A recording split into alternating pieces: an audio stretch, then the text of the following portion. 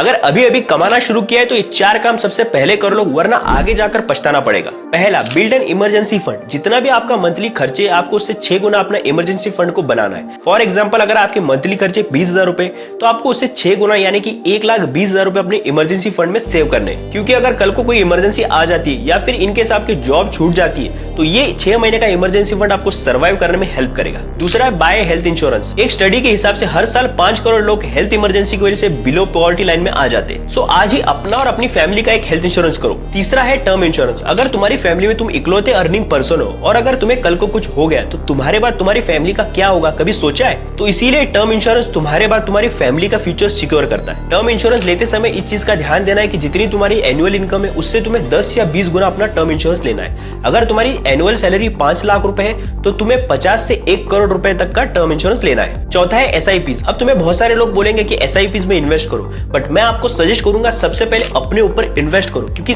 अगर आप अपने ऊपर इन्वेस्ट करोगे तो वो आपको सबसे ज्यादा रिटर्न देगा। तो सबसे पहले आपका फोकस होना चाहिए अपने आप के ऊपर इन्वेस्ट करके अपने आप को ग्रो करना। उसके बाद जब आपकी इनकम ग्रो होगी तब आपको SIP में इन्वेस्ट करना है।